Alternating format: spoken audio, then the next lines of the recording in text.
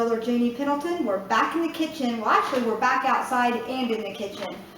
We're cleaning out the greenhouse today. I was just shocked with electricity, so I'm feeling kind of funny and a little heavy in the chest. So John, he's gone. I'm the only one at home. It just the way I tried to plug a fan back in the greenhouse again, and it was wet, and I was standing on a metal chair, even though I had big heavy rubber shoes on.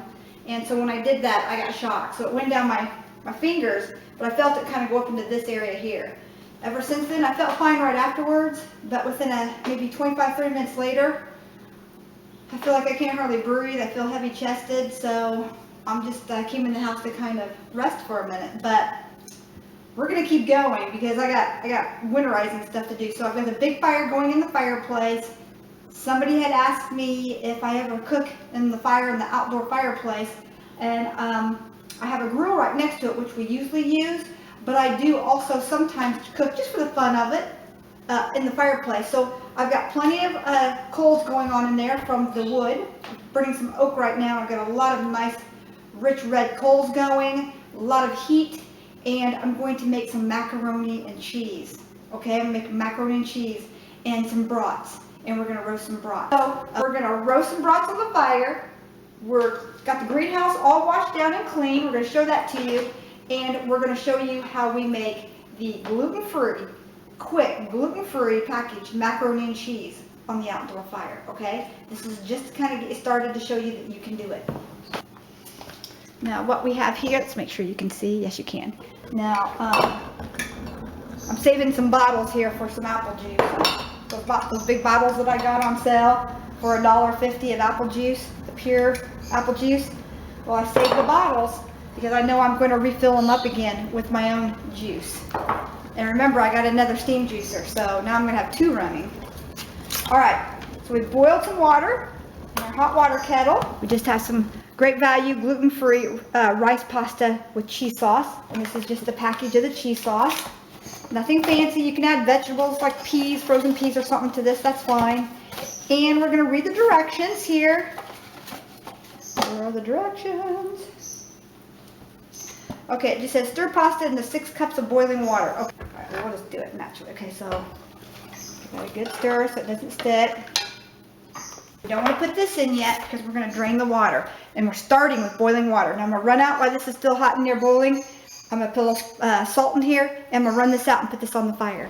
Okay? Pinch of salt. Remember, you season the pasta now, not afterwards. You season it now. So let's run this out and put this on the fire. Trust me, you don't want to use your best pan for this. This pan is made just for this. All right, here we go.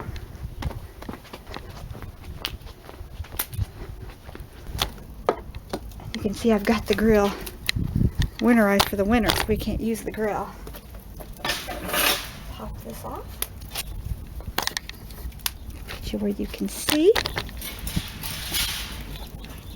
So I have some nice coals going here. There you go. And what we're going to do is we're going to bring one right over here to the edge, just like this right here. See that? It's really, really good. Bring that right to the edge, just like that. Maybe another one. You want that heat over here. It's hot in there. The girl could just about melt her contacts in there right now. There we go. Perfect. Right there on the corner. Now I have this piece here. And I got this at Goodwill. I just happened to find it and I knew what it was. And I got that piece for about $3. About $3.99, something like that. So we're just going to put this right over there, like the corner, like that right there. And we're going to take, this is a Bakelite handle on this. And we're just going to stick that right there on the edge. That right there. And I'm going to see if I can't pull. This fire is so hot. See if I can't pull that log up underneath there a little bit more. Oh, it's hot. There we go. Look at that. Perfect. See that? Get you down here so you can see. See that? I get a nice tip of fire going right there. Man, I can't even hardly get the camera up there. It is so hot. And look at the red coals. If I need them, I can scoot some of this coals up underneath there as well. And well, how I'll adjust the heat is I'll pull that log in and out of there. And that will help me adjust my heat. But I have the perfect, oh, I guess my face is on fire. It is hot right there, trust me. And to keep the heat in, all right, we're going to take,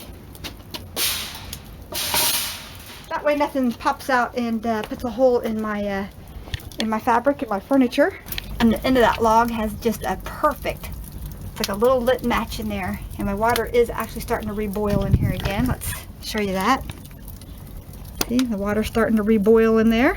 So we'll come in here and stir that a couple of times here while we're working in the greenhouse. And when we cut back, we'll drain what water we need to drain, add a little cheese sauce to that, put it back on the flames, keep it warm until hubby gets home. We'll still have to roast some brats on here yet. So that's what I want for dinner, because I want some of my homemade relish, some of my Chicago style relish, and some mustard. That's what I'd be wanting. We'll be right back. All right, so I've got it all washed and cleaned and everything taken out and brought back in. The floor and everything all scrubbed.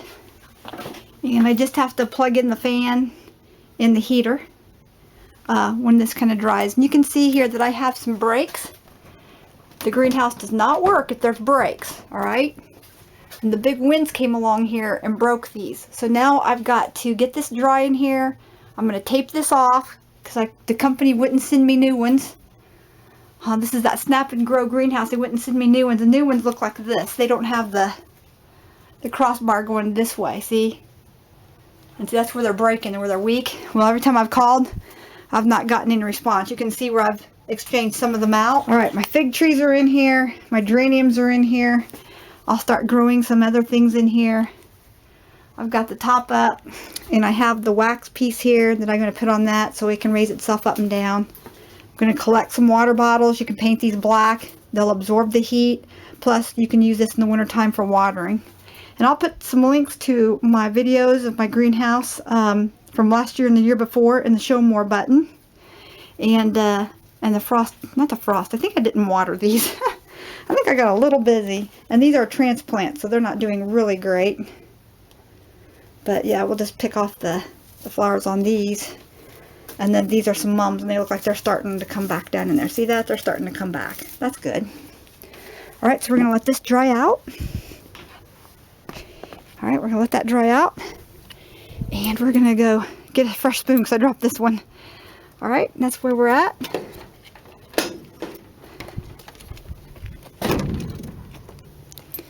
And that's the greenhouse.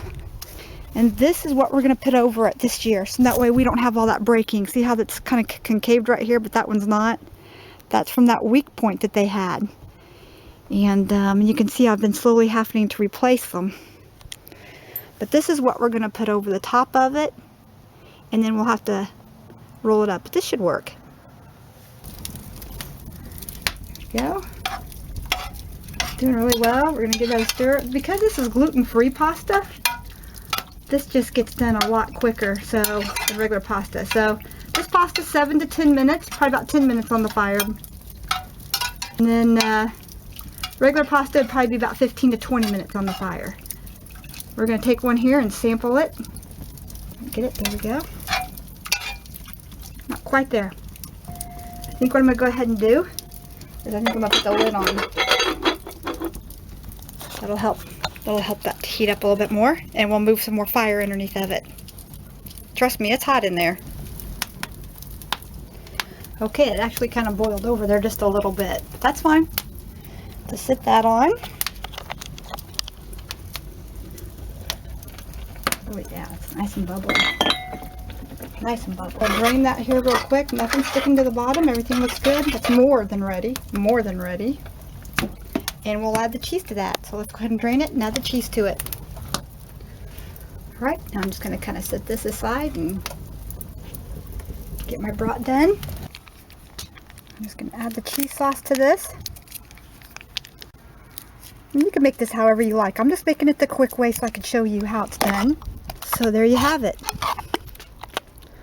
some macaroni and cheese.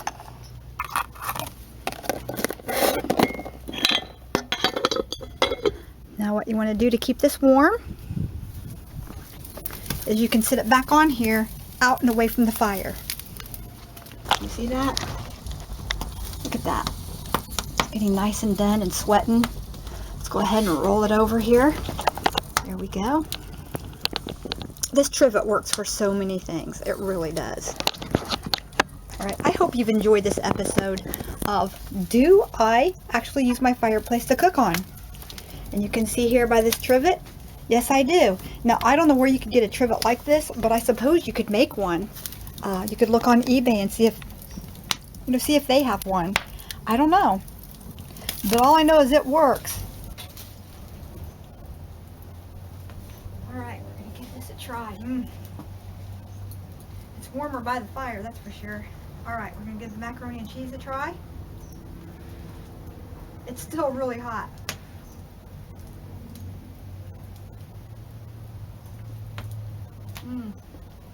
That's good. Remember, it's gluten-free. That means the cheese itself is gluten-free as well. That's why I get it in a package. That way I know that it's gluten-free.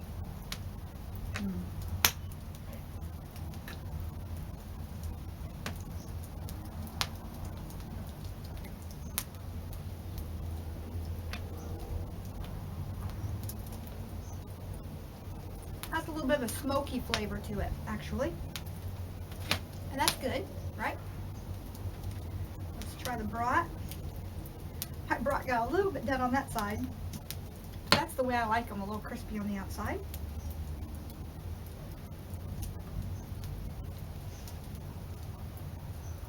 And trust me, I could have made the bread on here as well. And want to show you how I do that as well. Get the right angle.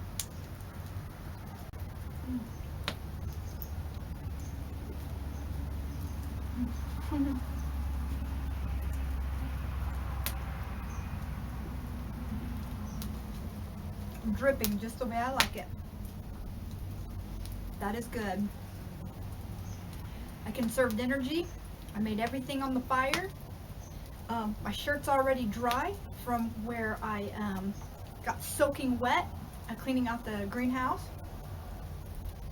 I'm perfectly toasty warm sitting here. I've got a lot of heat coming off the fireplace. It's probably around 80 degrees just right here. It's probably around 70 over here by the door. And it'll pretty much heat this little area right here where I'm at. This fireplace will. And so if you ever get a chance to get an outdoor fireplace or some sort of an outdoor fire pit, don't forget to try to go to Goodwill or to find some sort of like one of those old sterno kit type frames that they used to have at the buffets. Or maybe you have one at home you've never used, like a silver one. One of those work just fine.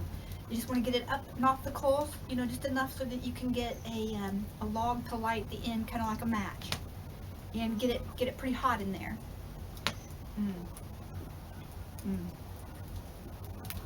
Stay tuned. Be sure and hit the subscribe button. Be sure and like and share this video. And we're going to return here in just a minute, and we're going to do a Maranatha Minutes. We're going to let John, he just got home from the store, he's going to eat next. And then we're going to do a Maranatha Minutes. And not forget the best part of all. Well, you better film that too. S'mores. Yep, so I'll have to get these bags and name those.